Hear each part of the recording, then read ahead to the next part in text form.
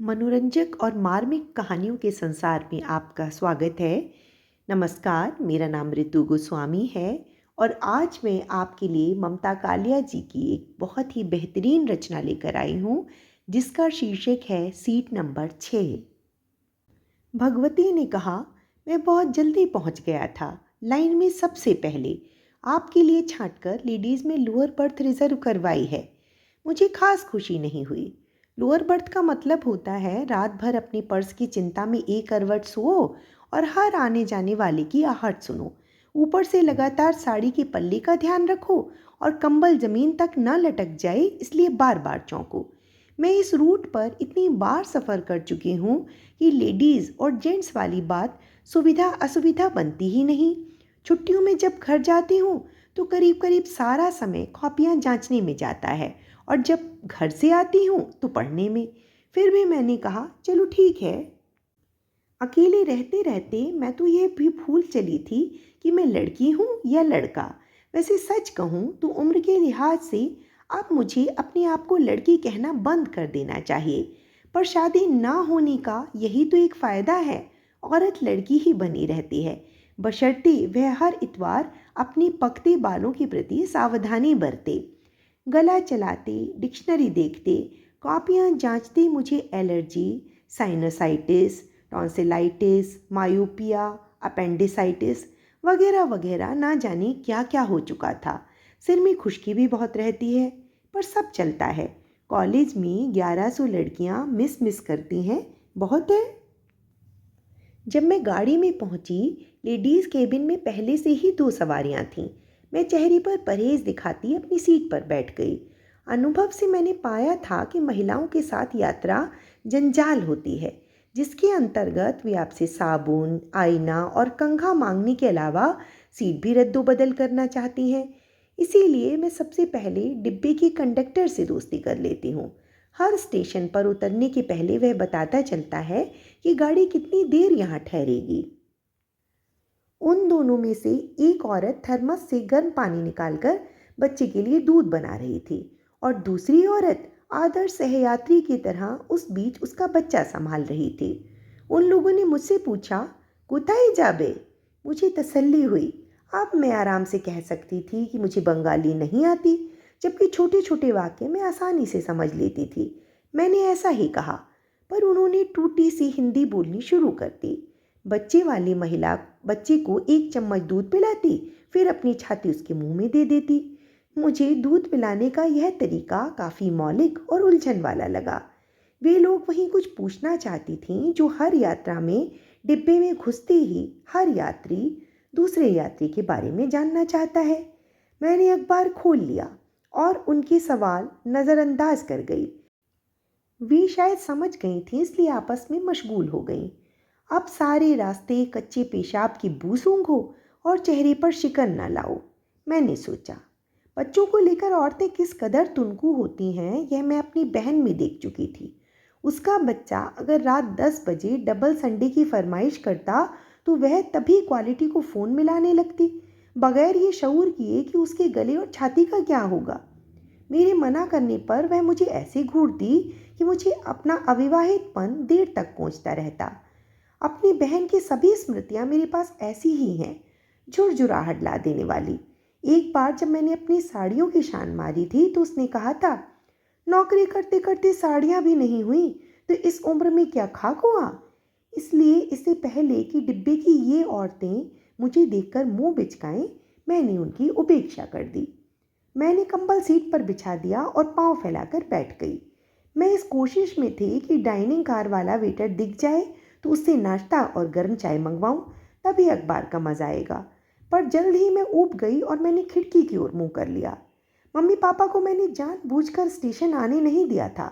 Mummy जरूर रोती और मुझे सार्वजनिक जगहों पर अपना भावुक होना पसंद नहीं। फिर मुझे गुस्सा आने लगता है और मैं हर एक को क्लास समझकर डांट देती हूँ। मम्मी अच्छी हैं, बहुत अच्छी, पर जैसे जैसे वे बड़ी होती जा रही हैं मुझे लगता है वे बच्ची होती जा रही हैं।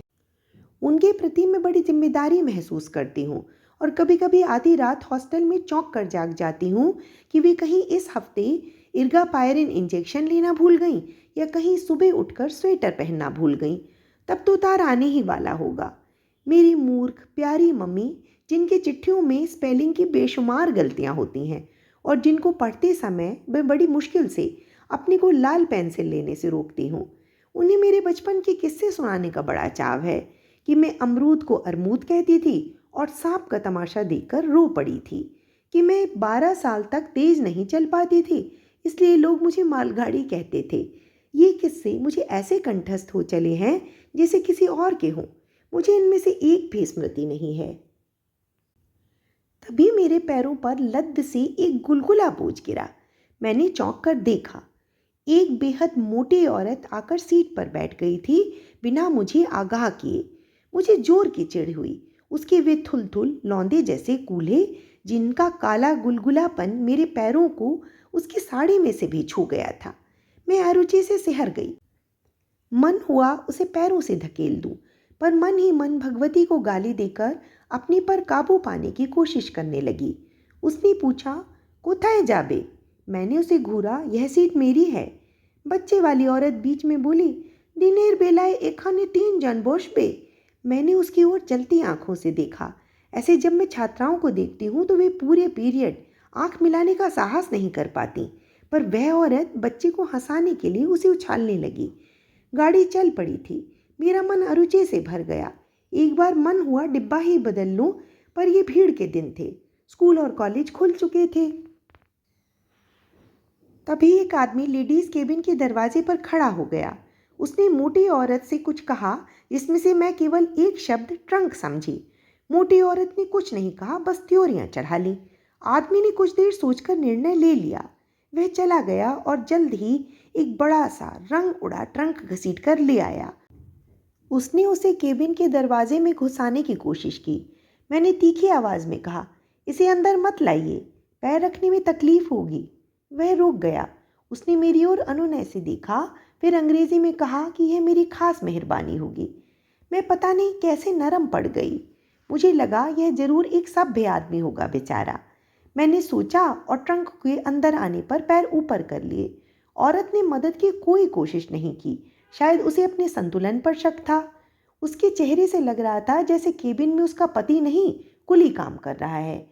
हालांकि उसने कम से कम 50 ग्राम सिंदूर मांग में भर रखा था। ये औरतें, मैंने अरुचि से सोचा, सिर्फ 2 वक्त रोटियां और बीच की जगह के एवज में पति को नौकर बना लेती हैं। उसके पति की शेव में कुछ सफ़ेद खूंटियां नजर आ रही थीं। यह उसके काले रंग से साफ पता चल रहा था, पर उसका व्यक्तित्व पुख्ता होने का विश्वास दिलाता था। उसने पत्नी से पूछा, चा खाबे? मोटी औरत ने साड़ी के पल्ले से नाक पोंछी और उसकी आंखों से आंसू निकल पड़े। इतनी जल्द और अचानक उसने कैसे ये इंतजाम कर लिया, मेरी समझ में नहीं आया। समझ में शायद पति के भी नहीं आया, पर वे दोनों औरतें जो सामने बैठी थीं फौरन चौकन्नी हो गईं। उनके मुंह अफसोस में की आवाज़ निकालने को तैयार हो गए। पति ने स्थिति देखकर गुनहगार की तरह सिर झुका लिया और चला गया। उसके जाते ही उन औरतों ने इस औरत से पूछा कि हॉलो, पर उसने जवाब नहीं दिया। वह और भी सविस्तार रोने लगी। बंगाली के संक्षिप्त ज्ञान के बावजूद मैं समझ नहीं पाई कि वे दोनों औरतें भारी और धीमी आवाज़ में आपस में क्या कह रही थीं, पर अनुमान मैंने भी यही लगाया कि वे किसी के मरने में जा रहे हैं। बहुत संभव मोटी औरत की माँ के। सास के मरने पर मैंने औरतों को इतने खुले दिल से रोते नहीं देखा। मेरी मौसी की सास जब मरी तो उसे इस बात की दिली खुशी हुई कि अब उसके हिस्से 55 तोला सोना तो जरूर ही आएगा, पर इस औरत का पति उसकी ओर बार बार मुंह लटकाकर ऐसे ही देखा जाता था जैसे उसकी माँ की मौत का वही जिम्मेदार है। थोड़ी ही देर में वह कंडक्टर को अपने साथ ले आया। उसने इस बार ज़्यादा आत्मविश्वास से पत्नी से कहा, भालू कौरे बोश। कंडक्टर मेरी ओर मुस्कुराया, आराम से हैं? मैं मुस्कुरा दी। हालांकि मैं कहना चाहती थी कि मांस से लदी इस रोनी भीड़ को कहीं और बिठा दो, पर मैं अप्रिय नहीं होना चाहती थी। मैं पुरुषों से शायद ही कभी अप्रिय हो पाई थी। फिर उस मोटी औरत के पति ने कंडक्टर से कहा, जल्दी में आ गया, नहीं तो हम बिना रिजर्वेशन के नहीं चलता। मेहरबानी से फैमिली के लिए जगह दे दो, हम तो किधर भी बैठ जाएगा। कंडक्टर बोला, बैठने को मांगेगा तो जगह नहीं मिलेगा, सोने को मांगता है तो मिलेगा। ये 3 टायर कोच है। आदमी ने फिर वही दोहराया, फैमिली के लिए ज़रूर से ज़रूर दे दो कंडक्टर साहब। किसी स्टेशन पर गाड़ी के रुकने पर मैं नीचे उतरी। मैं पानी पीना चाहती थी पर दूर दूर तक पानी नज़र नहीं आ रहा था, ना ही स्टेशन का नाम। एक चाय वाला जरूर बाल्टी में चाय के प्याले डुबोए और केतली पकड़े वहां से गुजरा। मैंने पानी का इरादा छोड़ चाय ले ली, तभी कंडक्टर ने पास आकर कहा, सिग्नल हो गया है। मैं चौंक कर डिब्बे में चढ़ गई और दरवाजे से झुककर सिग्नल पहचानने की कोशिश करने लगी। गाड़ी चल चुकी थी और शाम के अंधेरे में सिग्नल बिल्कुल नज़र नहीं आ रहा था। मैंने चाहा मैं चश्मा निकाल कर देखूं, पर अब गाड़ी दूर आ चुकी थी। फिर मैं अपना चेहरा यात्रा के 8 घंटे बाद अचानक बदलना नहीं चाहती थी। मुझे अपनी आंखों से लगाव था। वेटर शाम का खाना बहुत जल्द ले आया। जब मैं खा रही थी, उन दोनों औरतों ने भी अपने पराठे निकाल लिए। बच्चे वाली औरत ने बच्चे के मुंह में अपनी छाती दे दी और खाना खाने लगी। मुझे उस तरफ देखकर अचानक एक सवाल याद आ गया जो हम स्कूल में किया करते थे। अगर एक हौज को 2 नल भरें और एक नल खाली करे तो वह कितनी देर में वगैरह वगैरह हो जाएगा। मोटी औरत ने इस बीच कुछ नहीं खाया था। एक स्टेशन पर उसके पति ने चाय लाकर दी जिसे उसने आमी खाबो ना कहकर वापस कर दी थी। लिहाजा पति को शायद 2 प्याले एक साथ पीने पड़ गए थे।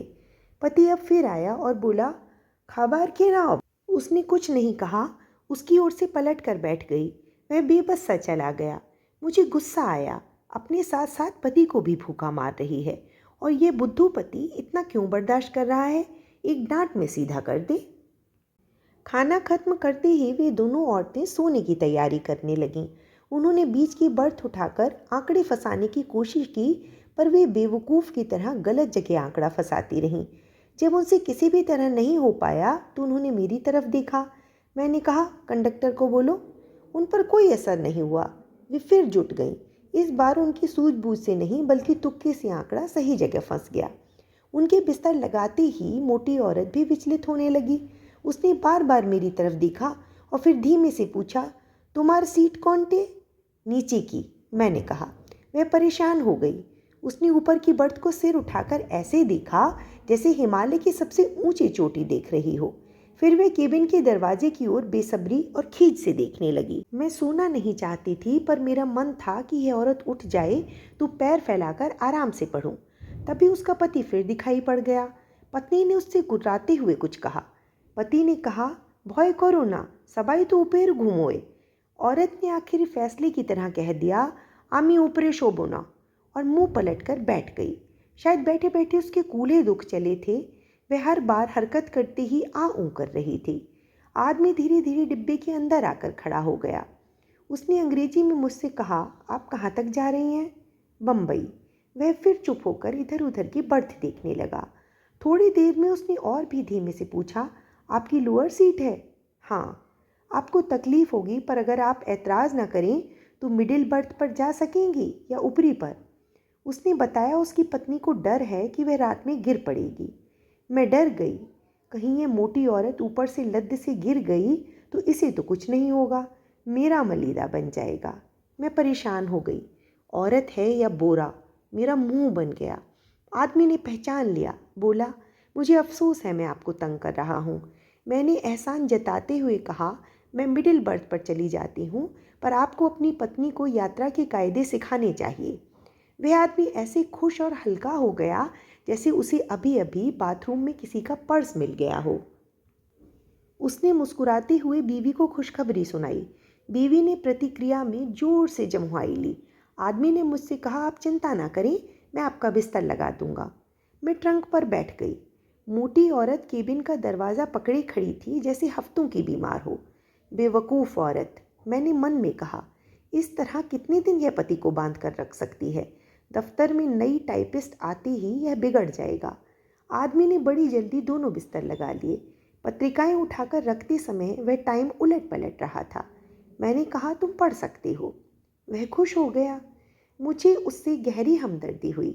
बेचारा अब कहीं हंसा है, घर पर तो इसे हंसे हफ्तों हो जाते होंगे। मैंने उसकी बीवी की ओर देखने की कोशिश की, पर वह लेट चुकी थी और उसने आंखों को बाहां से ढक लिया। उसके पति ने उसके सिर के नीचे से 2 में से एक तकिया निकालना चाहा। वह गुर्राई, आमा के टू टोई चाहिए, मुझे 2 चाहिए। वह सहम गया। उसने मेरी तरफ देखा और पाया वह अजब स्थिति में है। उसने कहा, यह आज दुखी है इसलिए ऐसे कर रही है।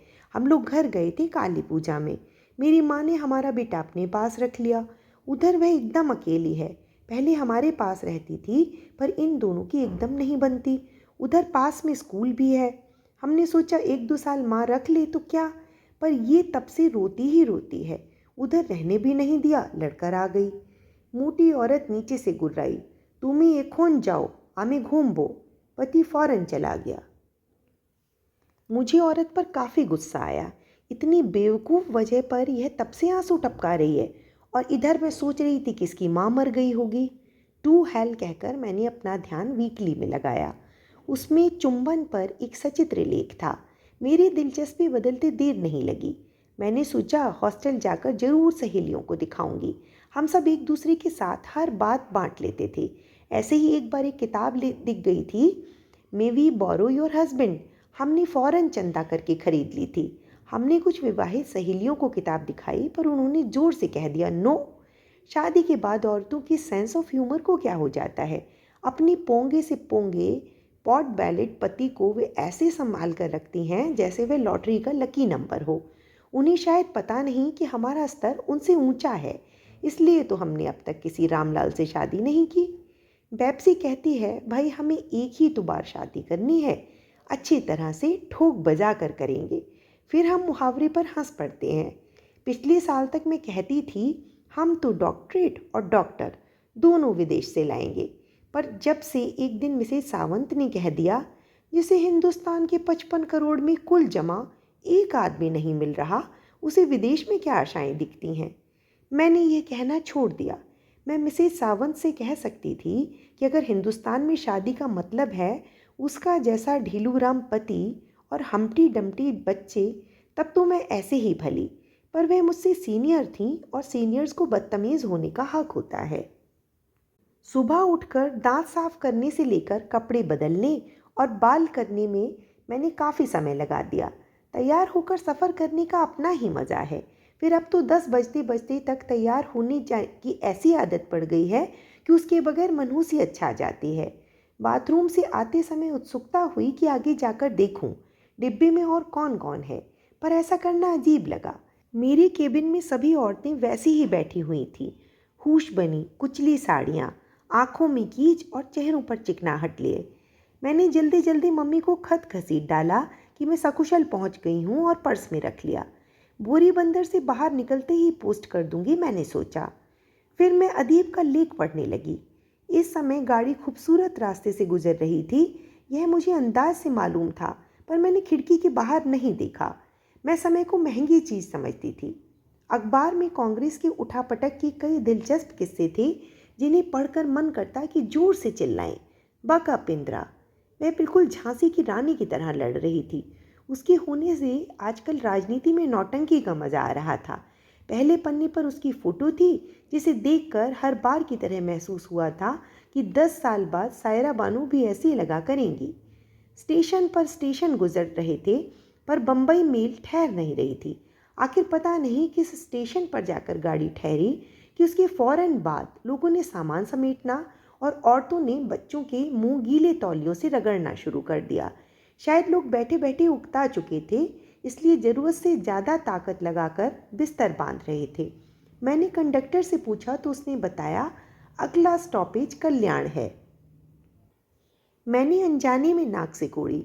मेरे दिमाग में कल्याण का मतलब था सिंधी कॉलोनी, और सिंधी कॉलोनी का मतलब फूले बदन, नायलॉन साड़ियाँ, स्मगलर्स, करख्त आवाज़ें और झगड़ा। मेरे अंदर जातिगत बहुत से पूर्वाग्रह हैं जो मेरे साथ साथ बढ़ रहे हैं, बावजूद इसके कि हर सिनेमा शो के बाद मैं अनगिनत बार राष्ट्रगान गा चुकी हूँ। पंजाब, सिंध, गुजरात, मराठा में से किसी भी जाति को मैं अपने योग्य नहीं मानती। मन ही मन मुझे उत्तर प्रदेशीय होने पर बड़ा अभिमान है। मेरा एक पत्र मित्र मुझे वणिक पुत्री संबोधित करता था, तब जरूर कुछ संकोच होता था। इधर मुझे अपनी जाति से भी कुछ नाराज़ी हो चली है। वे लोग भी शक्ल और रंग पर बहुत ध्यान देते हैं। जहाँ मम्मी पापा रहते हैं वहाँ एक एक कर गली के सारे गुप्ताओं की शादी हो गई और मैं बम्बई वाली ही बनी रह गई। जब कल्याण भी गुजर गया तो मोटी औरत का पति केबिन में आया। औरत ने उसके हाथ में अपना छोटा सा प्लास्टिक के मोतियों से बुना पर्स पकड़ा दिया और बाथरूम चली गई। सामने बैठी दोनों औरतें भी सक्रिय हो चली थीं। उन्होंने फूहड़पन से अपना सामान बिस्तर में ठूंस लिया। मोटी औरत वापस आकर बिगड़ी, एखोनो बिछाना बांधो नहीं कहनो, दादर तो एखोने ऐसे जाबे। आदमी ने पर्स उसे पकड़ा दिया और जुट गया। उसने बड़े हिसाब से चीज़ें तहकर बिस्तर में डाली। उसकी बीवी इस बीच उन दोनों औरतों के पास बैठकर बालों की पिन से दांत कुरेदने लगी। आदमी ने बिस्तर बांधकर एक ही झटके में ऊपर वाली बर्थ पर रख दिया। मोटी औरत उत्तेजित हो गई। अरे कोरछो की बिछाना ओखाने रोहे जाबे, उसने कहा वही याद से उतार लेगा। मोटी औरत खड़ी हो गई। ना, बिछाना नामे रखो। आदमी ने हार कर बिस्तर नीचे रख दिया। फिर वह मुझसे बोला, क्या मैं आपकी मदद कर सकता हूँ? मुझे खास जल्दी नहीं थी और बिस्तर के नाम पर मैं सिर्फ कंबल लेकर चली थी। मैंने कहा, नहीं धन्यवाद। आदमी बिस्तर के पास ही सिकुड़कर बैठ गया और जेब से पैसे निकालकर गिनने लगा। मैंने सोचा मैं हैंडबैग उतार कर एक बार फिर मुंह धो लूँ और अखबार वगैरह उसमें रख दूँ। इस इरादे से मैं एक पाँव सीट पर और एक उस मोटी ट्रंक पर टिकाकर खड़ी हुई। सुबह जल्दी में मैंने बैग बंद नहीं किया था और उसमें रखे लिफाफे से संतरे लुढ़क कर इधर उधर हो गए थे। मैं उन्हें उठाने के लिए कुछ उचकी कि पाँव फिसल गया। मैं बुरी तरह गिर ही पड़ी होती अगर उस आदमी ने फुर्ती से मुझे संभाल न लिया होता। फिर भी बैग के बकिल से कलाई पर कई खरोंचें आ गईं। मैं उसे शुक्रिया कहने ही वाली थी कि मोटी औरत ने उसे डांटा। पोइशा गुलरे गैलो, देखते पाचो की। जल्दी में कुछ रेजगारी नीचे गिर पड़ी थी। उसने अपराधी की तरह रेजगारी उठा ली।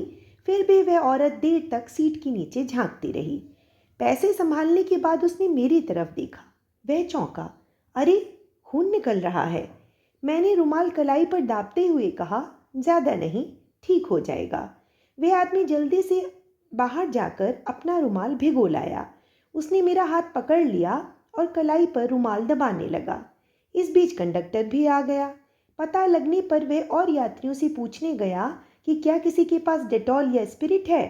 कुछ देर में वह निराश लौट आया। उस आदमी ने मेरा हाथ कलाई से थाम लिया और बोला, आपको और ज़्यादा लग सकती थी।